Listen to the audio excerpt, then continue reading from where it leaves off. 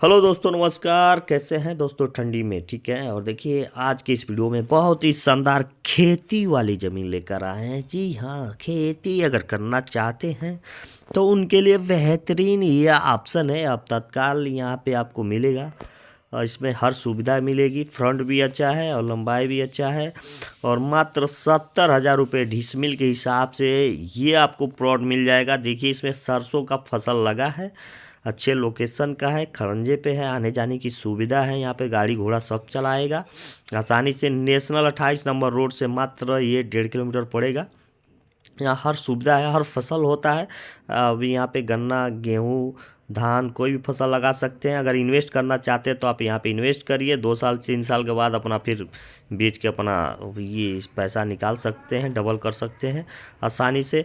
और देखिए, इसकी लोकेशन की बात करें तो ये ज़िला कुशीनगर, तहसील हाटा। तहसील हाटा एक बार सुन लीजिए। और जो मौजा पड़ता है आपका डुमरी सोहागी पट्टी, ये पड़ेगा। मात्र 70,000 रुपये डिसमिल के हिसाब से मिल रहा है। अगर आप लेट करेंगे तो ये भी नहीं मिलेगा, क्योंकि ज़मीनें रुकती नहीं है, जल्दी ही बिक जाती हैं। तो यहाँ पे आप इस प्लाट को देख सकते हैं, जो वीडियो में है वही आपको मिलेगा। यहाँ पे मौके पे आएंगे तो दिए हुए नंबर पे संपर्क करें, नहीं तो ये भी निकल गया तो वो भी नहीं मिलेगा। फसल बहुत शानदार लग